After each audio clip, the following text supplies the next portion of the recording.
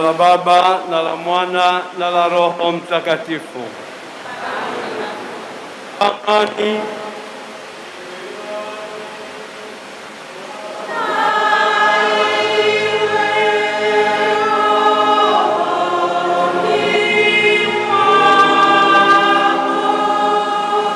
Naomba tuketi.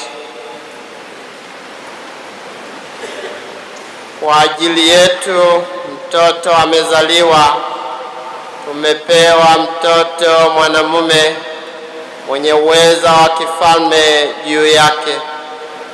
Tumsifu, tumshangilie Mwenyezi Mungu.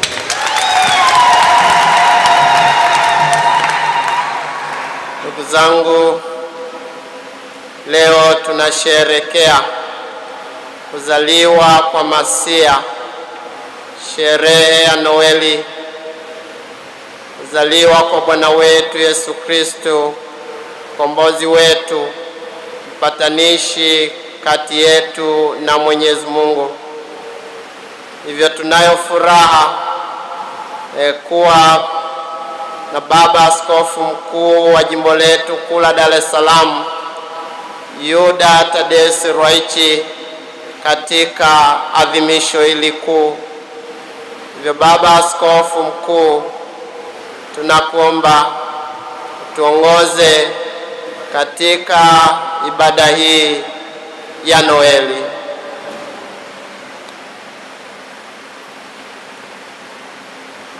Ndugu zangu, tujute dhambi zetu, tumtolee Mungu sadaka yenye kumpendeza.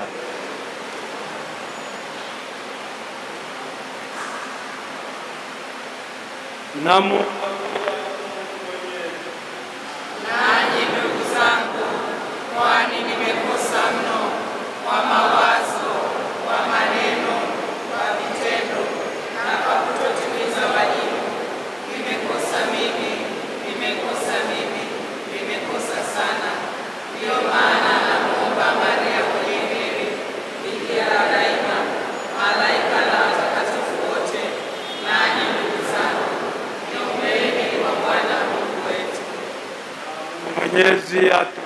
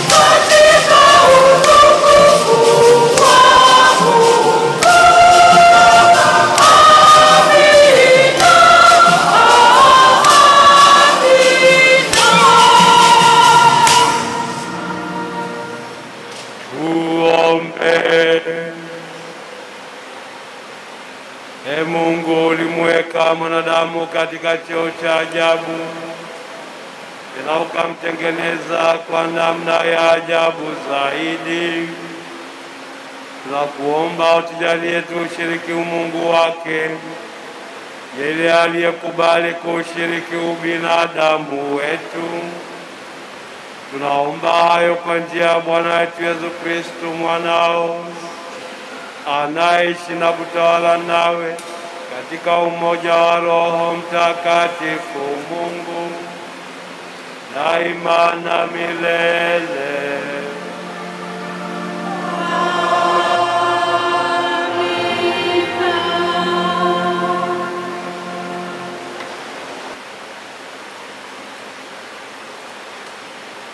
Somo katika kitabu cha nabii Isaya, ile sura ya 52 aya ya 7 hadi ya 10. Jinsi ilivyo mizuri juu ya milima miguu yake aletaye habari njema, yeye aitangazaye amani, aletaye habari njema ya mambo mema, yeye autangazaye wokovu, auambiaye Sayuni, Mungu wako anamiliki. Sauti ya walinzi wako wanapaza sauti zao, wanaimba pamoja. Maana wataona jicho kwa jicho jinsi Bwana arejeavyo Sayuni. Pigeni kelele kwa furaha, imbeni pamoja, enyi mahali pa Yerusalemu palipokuwa ukiwa, kwa kuwa Bwana amewafariji watu wake, ameukomboa Yerusalemu. Bwana ameweka wazi mkono wake mtakatifu machoni pa mataifa yote, na ncha zote za dunia zitauona wokovu wa Mungu wetu. Neno la Bwana.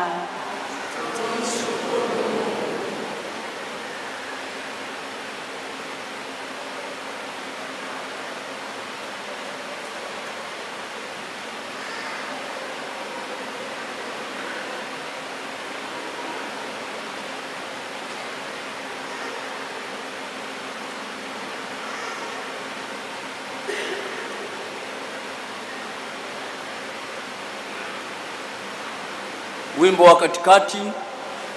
Miisho yote ya dunia imeuona wokovu wa Mungu wetu. Miisho yote ya dunia imeuona wokovu wa Mungu wetu.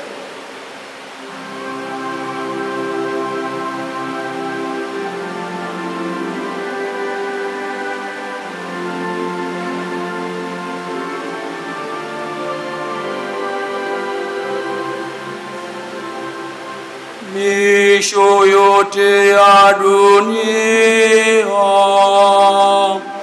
imeuona wokovu wa Mungu wetu.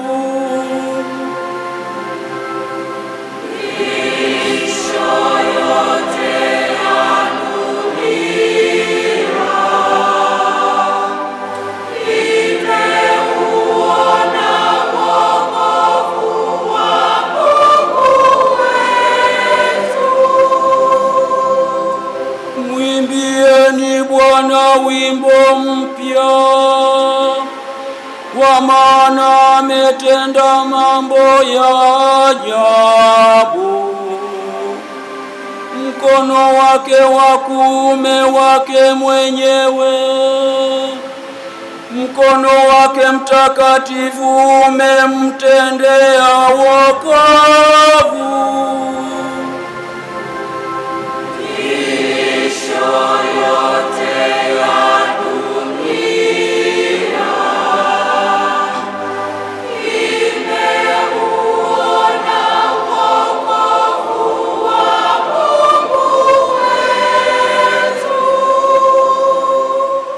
Bwana ameufunua wokovu wake, machoni pa mataifa amedhihirisha haki yake. Amezikumbuka rehema zake na uaminifu wake kwa nyumba ya Israeli.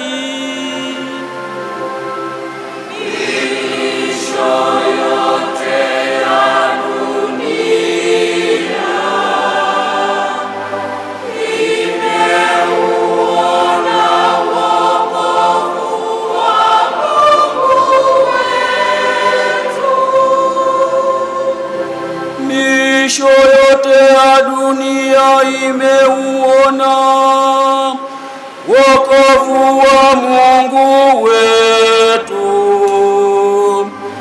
Mshangilieni Bwana nchi yote, inueni sauti, imbeni kwa furaha, imbeni zaburi.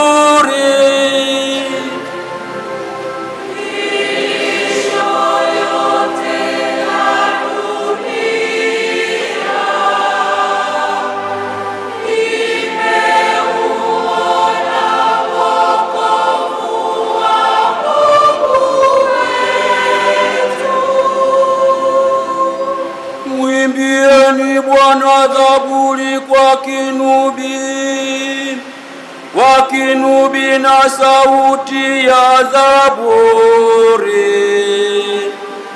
wapanda na sauti ya baragumu. Shangilieni mbele za mfalme Bwana.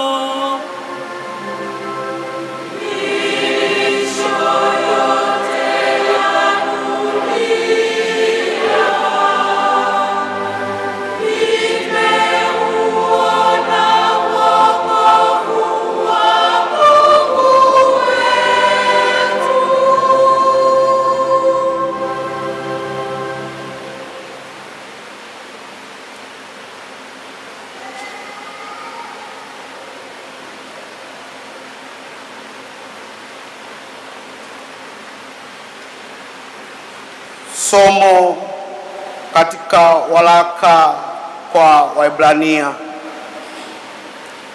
Mungu ambaye alisema zamani na baba zetu katika manabii kwa sehemu nyingi na kwa njia nyingi, mwisho wa siku hizi amesema na sisi katika mwana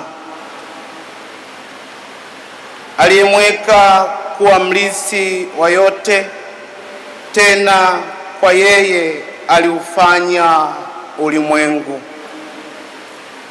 Yeye kwa kuwa ni mng'ao wa utukufu wake na chapa ya nafsi yake, akivichukua vyote kwa amri ya uweza wake, akiisha kufanya utakaso wa dhambi, aliketi mkono wa kuume wa ukuu uko juu. Amefanyika bora kupita malaika kwa kadiri jina alilorisi lilivyo tukufu kuliko lao. Kwa maana alimwambia malaika yupi wakati wowote, ndiwe mwanangu, mimi leo nimekuzaa. Na tena mimi nitakuwa kwake baba, na yeye atakuwa kwangu mwana. Hata tena amletapo mzaliwa wa kwanza ulimwenguni, asema, na wamsujudu malaika wote wa Mungu. Neno la Bwana.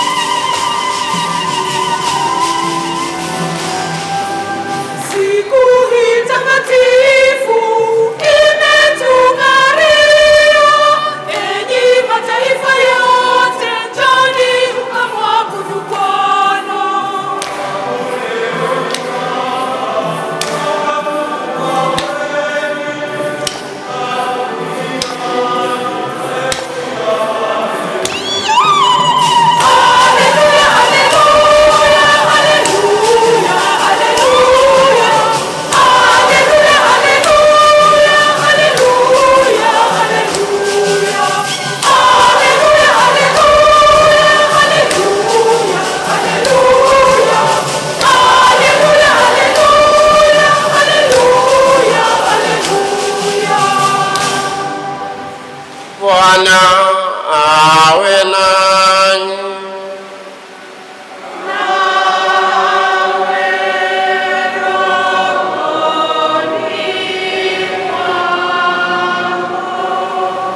Somo la Injili takatifu ilivyoandikwa na Yohane.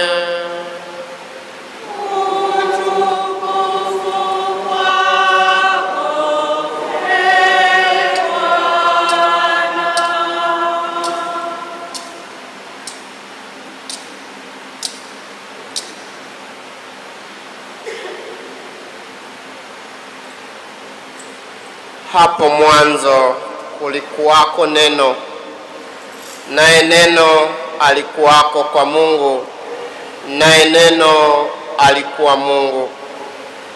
Huyo mwanzo alikuwako kwa Mungu. Vyote vilifanyika kwa huyo, wala pasipo yeye hakikufanyika chochote kilichofanyika. Ndani yake ndimo ulimokuwa uzima, nao ule uzima ulikuwa nuru ya watu. Nayo nuru yang'aa gizani, wala giza halikuiweza. Palitokea mtu ametumwa kutoka kwa Mungu, jina lake Yohane. Huyo alikuja kwa ushuhuda, ili aishuhudie ile nuru, wote wapate kuamini kwa yeye. Huyo hakuwa ile nuru, bali alikuja ili aishuhudie ile nuru. Kulikuwako nuru halisi, amtiaye nuru kila mtu, akija katika ulimwengu. Alikuwako ulimwenguni, hata kwa yeye ulimwengu ulipata kuwako, wala ulimwengu haukumtambua. Alikuja kwake, wala walio wake hawakumpokea. Bali wote waliompokea aliwapa uwezo wa kufanyika watoto wa Mungu, ndio wale waliaminio jina lake, waliozaliwa si kwa damu, wala si kwa mapenzi ya mwili, wala si kwa mapenzi ya mtu, bali kwa Mungu. Naye neno alifanyika mwili, akakaa kwetu, nasi tukauona utukufu wake, utukufu kama wa mwana pekee atokaye kwa Baba, amejaa neema na kweli. Yohane alimshuhudia, akapaza sauti yake akasema, huyu ndiye niliyenena habari zake, ya kwamba ajaye nyuma yangu amekuwa mbele yangu, kwa maana alikuwa kabla yangu. Kwa kuwa katika utimilifu wake sisi sote tulipokea na neema juu ya neema.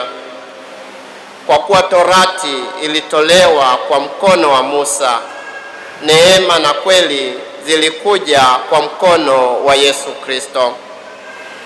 Hakuna mtu aliyemwona Mungu wakati wowote. Mungu mwana pekee aliye katika kifua cha Baba, huyu ndiye aliyemfunua. Neno la Bwana.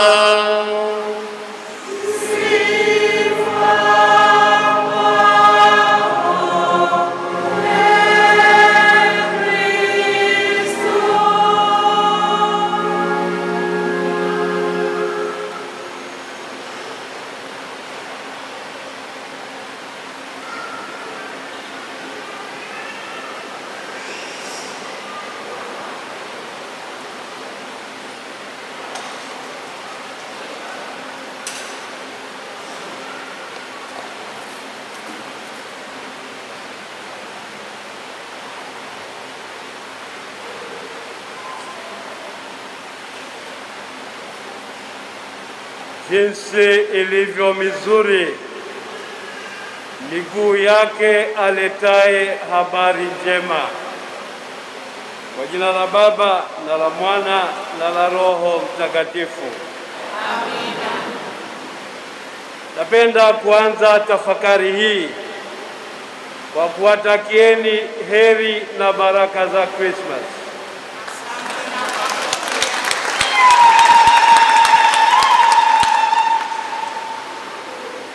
Somo letu la kwanza leo limetupatia angalisho au mwelekezo kuhusu uzuri wa habari njema. Je, habari njema ni nini? Kiini cha habari njema ndicho tunachoadhimisha leo, kuzaliwa kwake Bwana na Mwokozi wetu Yesu Kristo. Katika adhimisho la misa ya mkesha jana usiku, tuliletewa habari njema na mwinjili Luka. Luka alitupa habari juu ya mazingira alimozaliwa Kristo Mwokozi wetu. Na kwa kifupi, Luka anatufundisha kuwa kuzaliwa kwa Yesu Kristo ni tendo la kujishusha, ni tendo la kujinyenyekesha, na sio kujinyenyekesha bure, kujinyenyekesha kwa malengo.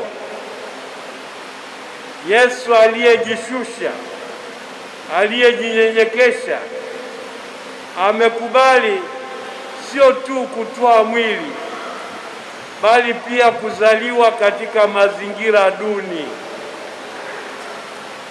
Naambiwa kwamba walipoenda kuhesabiwa Bethlehemu, hawakupata nafasi katika nyumba za wageni. Manake hata hoteli na migahawa haikuwa na nafasi kwa ajili yao. Hiyo ikujulishe walikuwa maskini kiasi gani. Yesu amekubali kujishusha kuliko maskini yeyote, kusudi amkomboe kila mwanadamu, amkomboe kila maskini, akukomboe wewe, anikomboe mimi. Tumshukuru kwa upendo wake mkuu huo. Leo tunapoendelea kutafakari juu ya tukio la umwilisho wa Kristo, tunasikiliza Injili kama ilivyoandikwa na Yohane sura ya 1 mstari wa 1 mpaka wa 18. Na kwa kifupi, Yohane anatukumbusha ukweli kwamba huyu aliyetwaa mwili akawa mwanadamu hakuanza kuwepo kwa kutwaa mwili. Yeye amekuwepo tangu milele yote. Yeye ni Mungu pamoja na Baba na Roho. Yeye ndiye aliyeumba kila kitu, na kila kitu kinapata umaana, uwepo na msingi kutoka kwake. Huyu ndiye aliyejishusha, ndiye aliyejinyenyekesha, ndiye alijifanya mdogo mwenzetu kwa ajili ya kutukomboa. Yohane anatufundisha kuwa huyu ambaye amekuwepo tangu milele na ambaye amejinyenyekesha hivyo, alipokuja kwa watu wake hawakumpokea. Hilo ni jambo la kusikitisha, kwa sababu kama tulivyosikia katika somo la kwanza na pia somo la pili, manabii wote na Torati wamemdokeza, wamemtangaza, wametuandaa kumpokea. Na wale ndugu zetu wa Agano la Kwanza, watu wa Israeli, Yesu alipokuja kati yao hawakumtambua, hawakumpokea. Waliona tu kama ni kizuka fulani hivi, kama ni kiumbe yeyote msumbufu, lakini kumbe sio kiumbe, ni Mungu pamoja nasi. Sasa huo mpango wa Wayahudi kumkataa Kristo nao tusiuone kama ni purukushani ya bure. Napenda kuuona kama kielelezo cha huruma ya Mungu. Mungu amependa agano lake, agano jipya, liwaguse watu wote, liwafikie watu wote, na Kristo awe Bwana na Mwokozi wa wote. Sio kwamba Mungu amewatupa Wayahudi hata kidogo, bado anawapenda na anaendelea kuwaalika wamtambue Kristo, wampokee Kristo, wamwamini Kristo na wamwabudu na kumtukuza. Ndugu zangu, sisi ambao tumepata hiyo bahati ya kumpokea Kristo, tumshukuru Mungu, kwa sababu na sisi pia tungeweza kumfungia mlango, tungeweza kumkataa, tungeweza kuzira uwepo wake kama walivyozira Wayahudi, na kama ambavyo bado wengi dunia hii wanamzira, wanamkataa, hawampokei. Sasa sisi tuliompokea, tulimpokea kwa njia ya ubatizo, tukafanywa kuwa watoto wa Mungu, tukafanywa kuwa ndugu zake Kristo, tukafanywa kuwa hekalu la Roho Mtakatifu. Sisi ni viumbe wapya kwa nguvu ya Kristo. Basi tuishi kweli upya wetu, tuishi kweli heshima yetu, tuishi kweli wito wetu. Na utume tunaokabidhiwa ni ule wa kumchukua Kristo na kumpeleka kwa watu wote, tukiwajulisha na kuwatambulisha habari njema. Na habari njema ni hii, kwamba Kristo, neno wa Mungu, ametwaa mwili na amekaa kwetu, nasi tumeuona utukufu wake, utukufu wa mwana wa pekee wa Mungu, ambaye ni Bwana na Mwokozi wetu.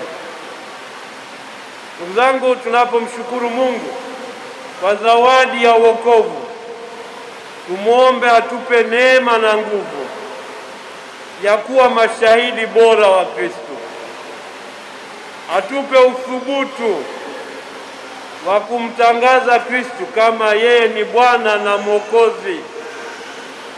Atupe utayari wa kupeleka habari njema kila kona. Na hilo linakuhusu wewe mbatizwa. Kila aliyebatizwa anatumwa ampeleke Kristo kwa jirani yake.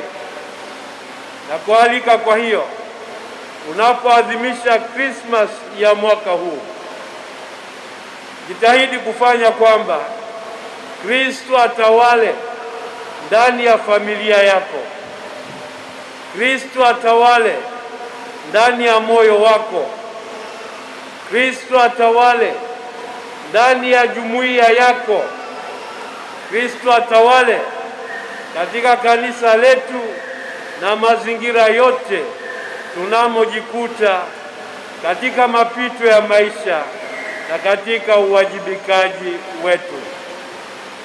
Kwa mara nyingine tena, nawatakieni heri na baraka za Christmas.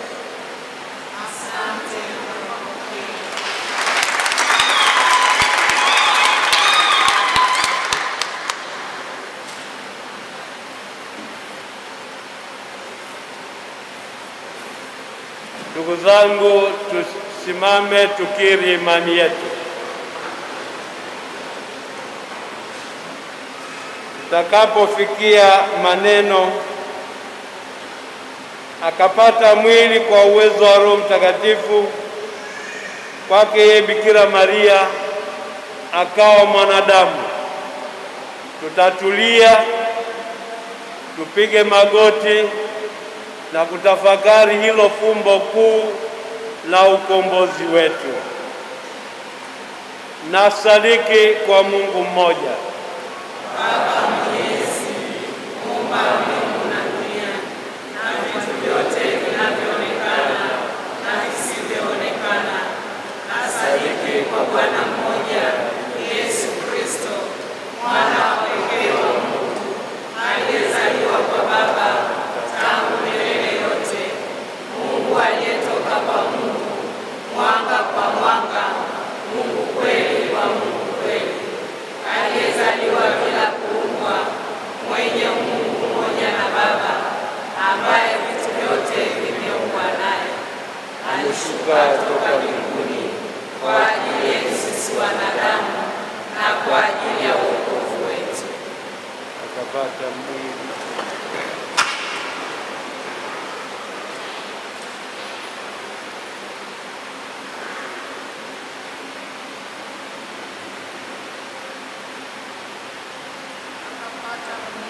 Kwa uwezo wa Roho Mtakatifu, kwake Bikira Maria akawa mwanadamu, akasulubiwa pia kwa ajili yetu sisi, kwa mamlaka ya Pontio Pilato, akateswa, akafa, akazikwa. Siku ya tatu akafufuka kadiri ya Maandiko, akapaa mbinguni, ameketi kuume kwa Baba. Atakuja tena kwa utukufu kuwahukumu wazima na wafu, na ufalme wake hautakuwa na mwisho. Nasadiki kwa Roho Mtakatifu, Bwana mleta uzima, atokaye kwa Baba na Mwana, anayeabudiwa na kutukuzwa pamoja na Baba na Mwana, aliyenena kwa vinywa vya manabii. Nasadiki kwa kanisa moja takatifu Katoliki la kitume, na kama ubatizo mmoja kwa maondoleo ya dhambi, na ngojea na ufufuo wa wafu na uzima wa milele ijayo. Amina. Bwana Mungu Mwenyezi, jinsi hii umeupenda ulimwengu hata ukamtoa mwanao wa pekee atukomboe. Na kushukuru kwa zawadi ya kuzaliwa kwake Kristo Mwokozi wetu, na kuomba utupe utayari wa kumpokea kama Bwana na Mwokozi wetu.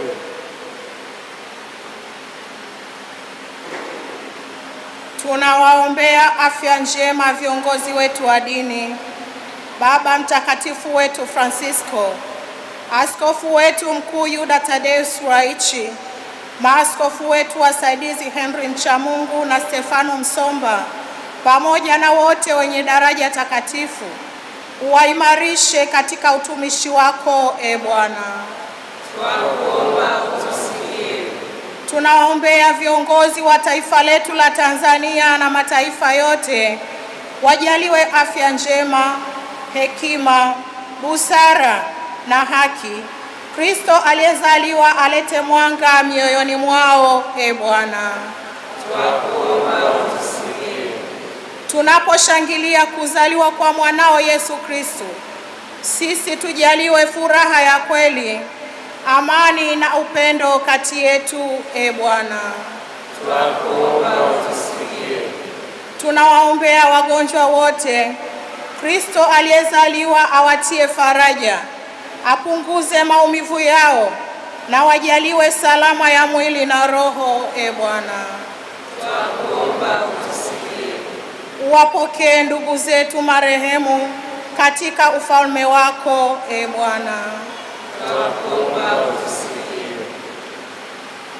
E Mungu uliye makimbilio na nguvu yetu, uliye asili ya wema wote, usikilize kwa wema sala zetu kwa mastahili ya Kristo Bwana wetu.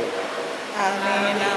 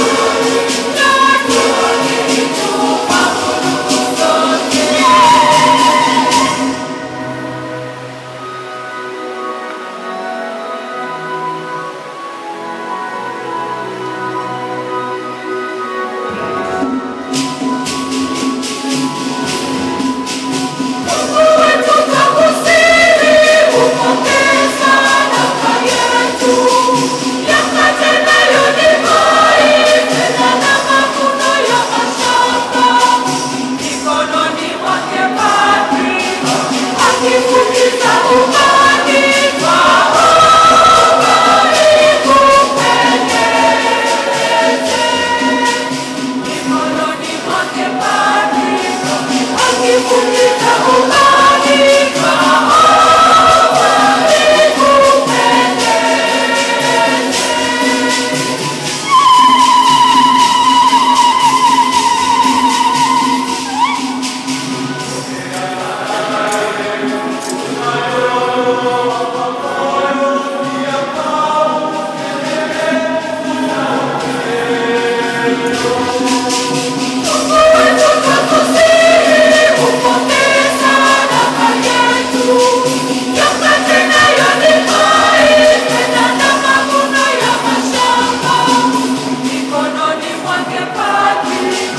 akifukiza ubani kwao ikupendeze.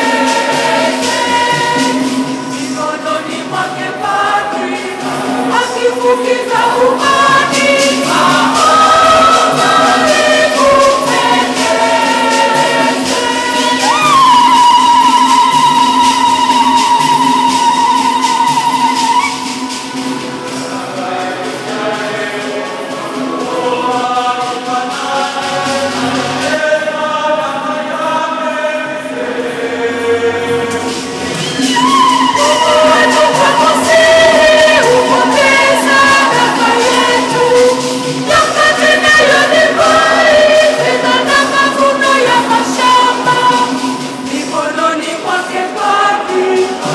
Akifukiza ubani kwao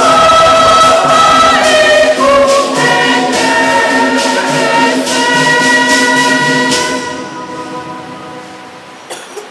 Salini ndugu, ili sadaka yangu na yenu ikubaliwe na Mungu Baba Mwenyezi.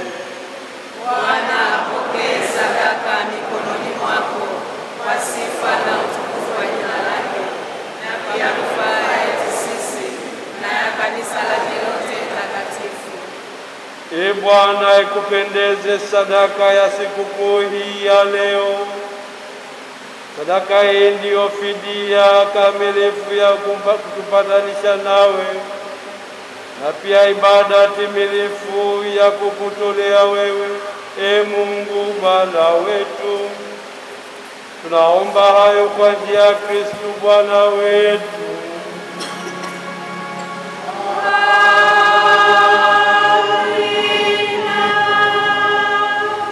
Bwana awe nanyi.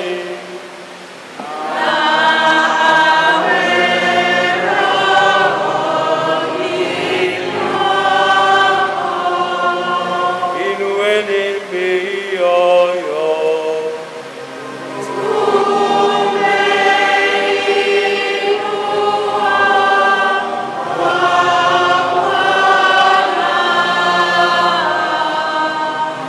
Tumshukuru Bwana Mungu wetu.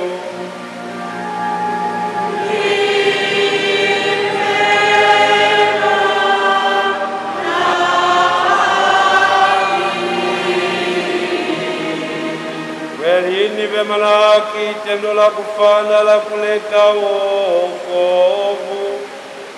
Tukushukuru wewe daima na popote. Ee Bwana Baba uliye mtakatifu, Mungu mwenyezi wa milele. Maana kwa fumbo la neno aliyetwaa mwili, mwanga mpya wa utukufu wako umetuangazia macho yake ili yetu, ili tunapomjua Mungu katika hali ya kuonekana, kwa njia yake tuvutwe kuyapenda yale yasiyoonekana. Kwa sababu hiyo sisi pamoja na malaika wakuu, pamoja na viti vya enzi na milki, pamoja na majeshi yote ya malaika wa mbinguni, twaimba wimbo wa utukufu wako, tukisema bila mwisho.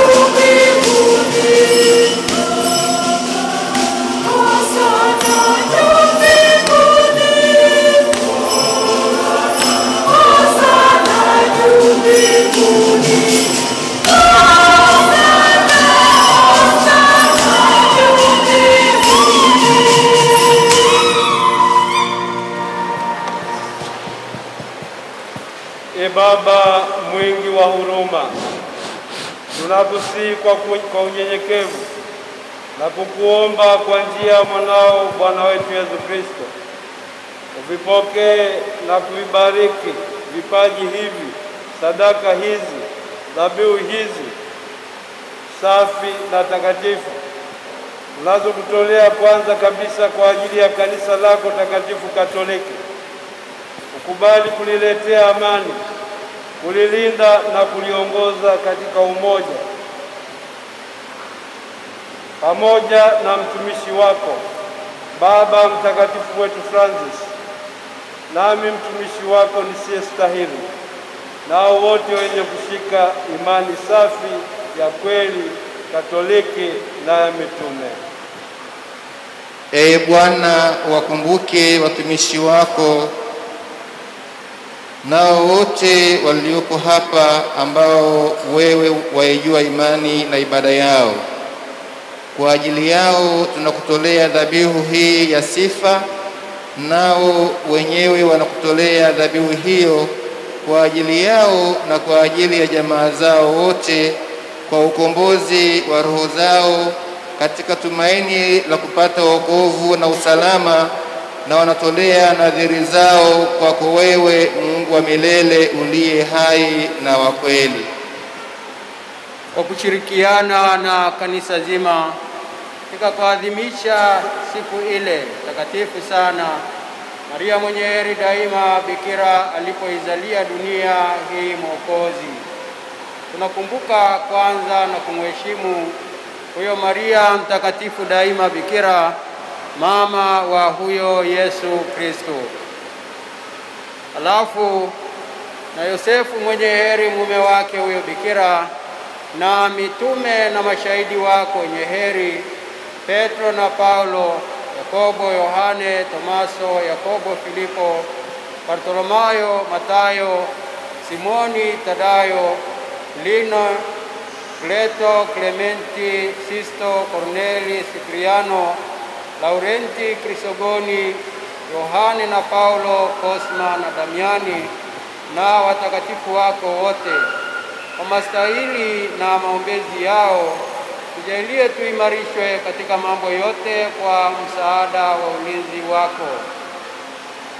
Kwa hiyo Bwana, tunakuomba upokee kwa wema sadaka hii tunayokutolea sisi watumishi wako na familia yako yote, na uziwezeshe siku zetu katika amani yako. Uamuru tuokolewe kutoka katika laana ya milele na kuhesabiwa katika kundi la wateule wako. Ewe Mungu, tunakuomba uibariki sadaka hii, ikupendeze, uipokee, iwe sadaka yenye maana na inayokubalika katika yote, ili iwe kwetu mwili na damu anaompendwa sana Bwana wetu Yesu Kristo. Yeye siku iliyotangulia kuteswa kwake alitwaa mkate katika mikono yake mitakatifu na mitukufu, akainua macho mbinguni kwako wewe Mungu Baba yake Mwenyezi, akikushukuru aliubariki, akaumega na akawapa wafuasi wake akisema, twaeni mle nyote, huu ndio mwili wangu utakaotolewa kwa ajili yenu.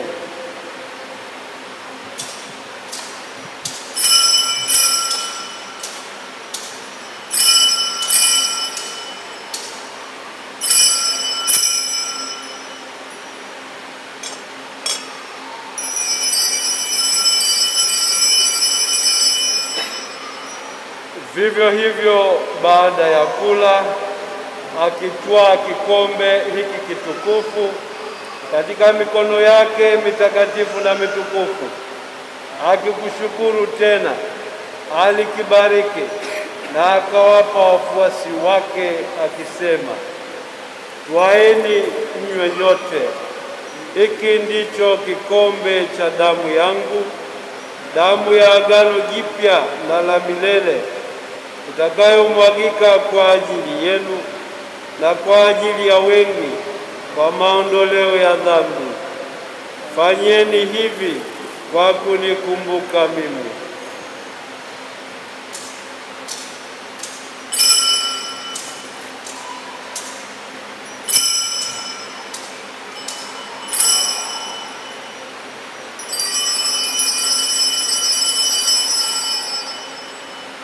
Fumbo la imani yetu.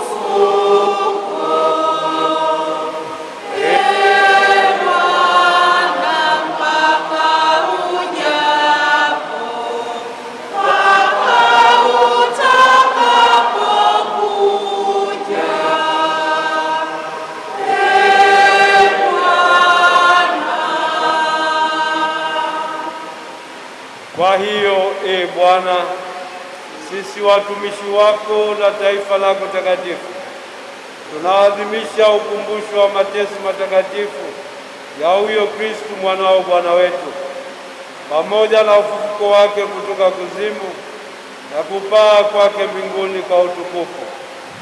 Tunakutolea wewe Mungu mtukufu na mwenye enzi, kati ya zawadi ulizotujalia, sadaka safi, sadaka takatifu, sadaka isiyo na mawaa, mkate mtakatifu wa uzima wa milele na kikombe cha wokovu wa milele. Uwe radhi kuitazama sadaka hii kwa uso wa huruma na wema, uipokee kama ulivyokubali kupokea sadaka ya Abel mtumishi wako mwenye haki na dhabihu ya babu yetu Ibrahimu, na ile aliyekutolea Melkizedeki kuhani wako mkuu kama dhabihu takatifu, sadaka isiyo na mawaa. Ee Mungu Mwenyezi, tunakuomba kwa unyenyekevu uamuru kwamba sadaka hii ichukuliwe kwa mikono ya malaika wako mtakatifu na kupelekwa mpaka kwenye altari yako juu mbinguni mbele ya uso wako mtukufu, kusudi sisi sote tutakaopokea mwili na damu takatifu ya mwanao katika altare hii ujazwe kila baraka na neema ya mbinguni. Wakumbuke pia watumishi wako marehemu waliotutangulia wakiwa na ishara ya imani, wamepumzika katika usingizi wa amani.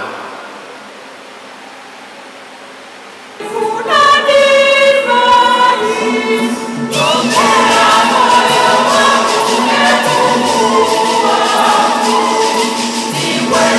Mwokozi wangu,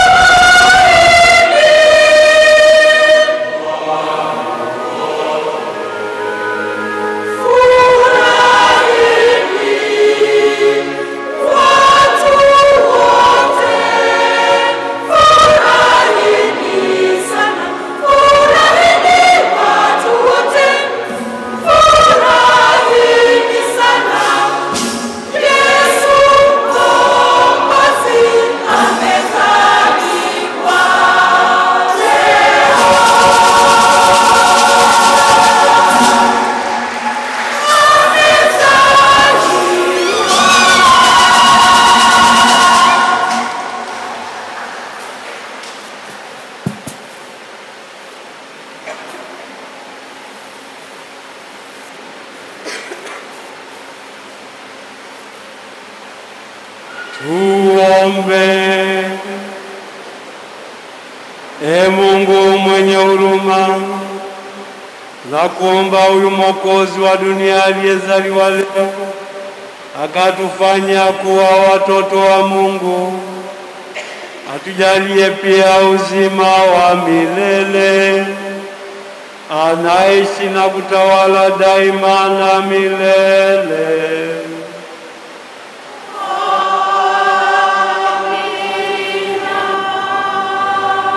Naomba tuketi.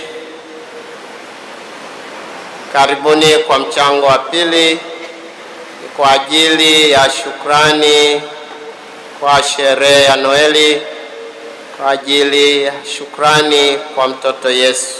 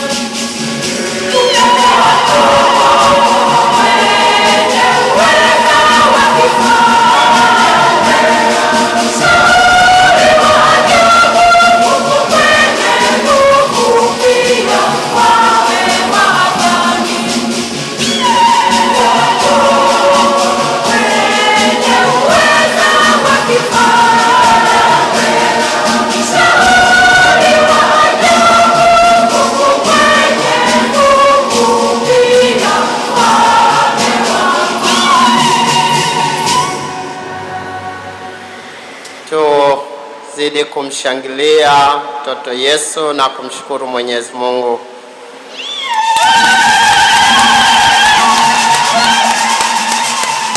Kwa niaba ya baba paroko, kamati tendaji, halmashauri parokia, tunazidi kuwatakieni heri na baraka ya sherehe ya Noeli. Namshukuru pia baba askofu mkuu Yuda Tadei Ruwaichi kwa adhimisho hili kuu na takatifu. Katika homilia yake ameongelea juu ya mazingira ambayo Bwana wetu Yesu Kristo amezaliwa, kati ya wafugaji, akisisitiza kwamba ni ishara kubwa ya unyenyekevu wa Mwenyezi Mungu kujishusha ili apate kutukomboa. Hapa ndani ya kanisa kuna pango la mtoto Yesu ikidepict ama ikileta taswira ya mazingira hayo ambayo mtoto Yesu anazaliwa. Lakini sio ajabu kwamba wengine mnaweza mkawa mmekuja kusali bila hata kuwa na wazo ya juu ya pango la mtoto Yesu, ambayo ni sehemu ya lazima kabisa tunapoongelea sherehe hizi za Noeli. Na hivi mpende kupata baraka ya kutembelea pango hilo la mtoto Yesu na mazingira ambayo alizaliwa. Lakini mpende kuwapeleka watoto hapo wapate baraka ya mtoto Yesu, lakini mkitambua ni namna ya kuwakuza katika imani. Ndugu zangu, leo tunasherehekea Noeli, lakini tutambue kwamba leo ni Jumamosi na kesho ni Dominika, na kesho tunasherehekea familia takatifu ya Yesu, Maria na Yosefu. Kwa hivyo wale wenzangu, ninawaomba msije mkapiga vyombo mpaka kupitiliza. Basi kwa nafasi hii nimuombe Baba Askofu Mkuu Yuda Tadei Ruwaichi tupatie salamu za Noeli na kutuhitimishia kwa baraka. Karibu Baba Askofu Mkuu.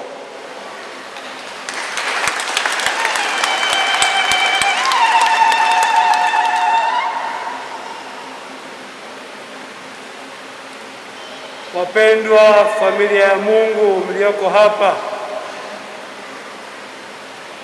na watu wote wa Mungu popote pale mlipo ndani ya jimbo kuu la Dar es Salaam, heri na baraka za Kristo.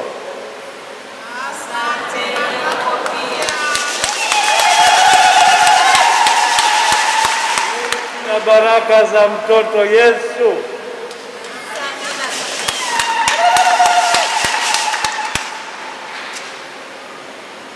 Natoa salamu hizi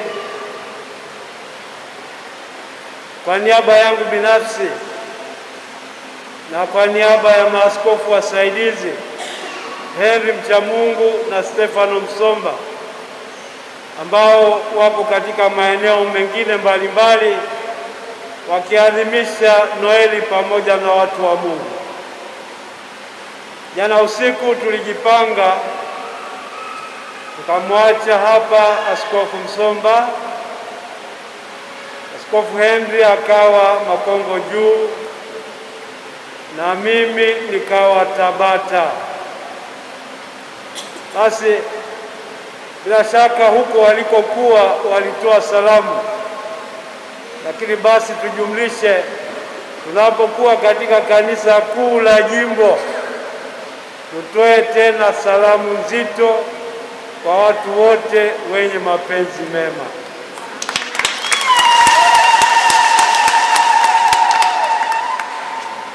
Ndugu zangu, tunayo kila sababu ya kufurahi, ya kuadhimisha kwa shangwe na vishindo tukio la kuzaliwa kwa Mwokozi.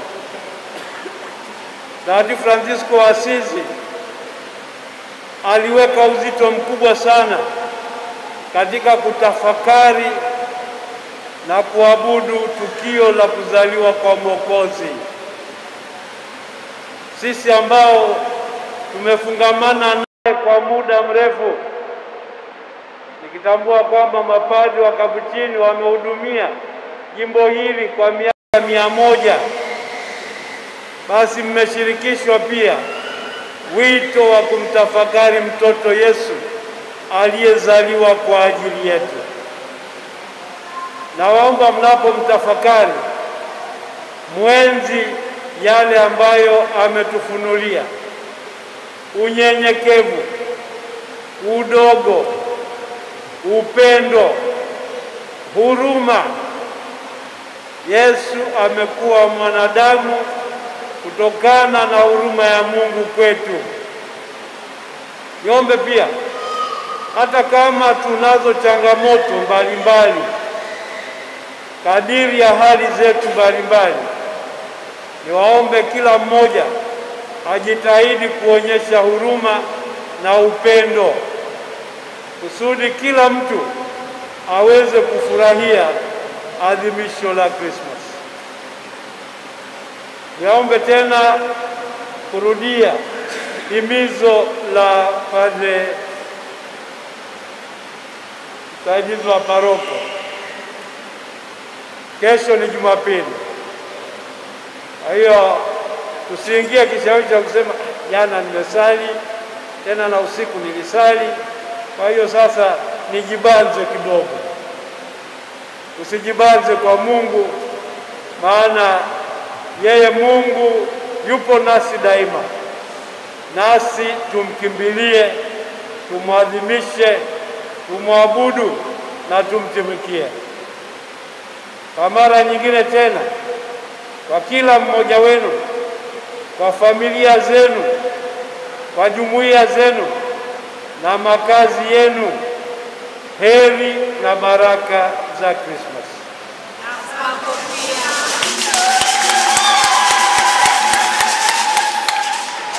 Kama wapo bado ambao wataandamana kwenda kuhesabiwa,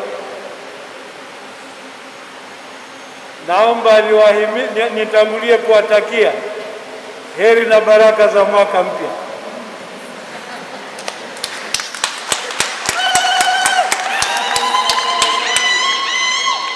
Wale mtakaobaki, tutaadhimisha mkesha wa kuhitimisha mwaka hapa na kuzindua mwaka mpya, na hapo ndipo tutakapowatakia sawa sawa.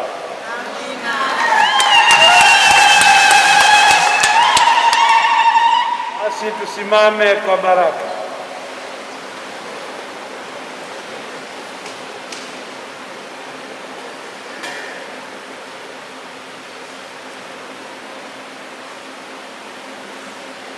Mungu Mwenyezi, mwenye wema usio na mwisho, ambaye kwa njia ya mwanawe aliyejifanya mwanadamu amelifukuza giza ulimwenguni, na kwa kuzaliwa kwake katika utukufu ameuangaza usiku mtakatifu, apende kuwaondolea giza yenu kwa nuru ya fadhila.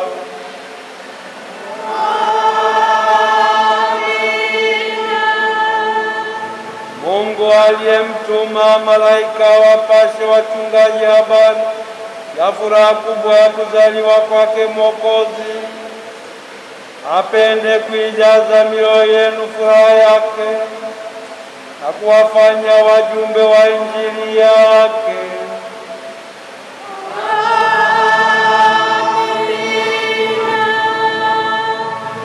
Mungu kwa njia ya umwilisho wa mwanae aliunganisha mambo ya mbingu na yale ya dunia.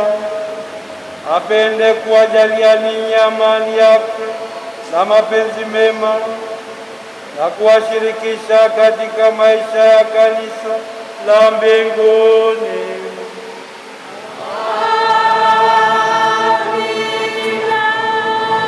Bwana awe nanyi.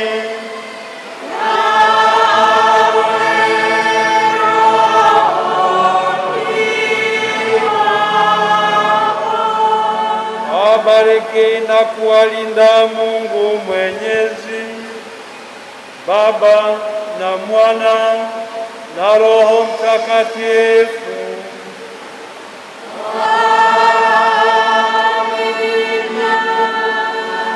Nendeni na amani.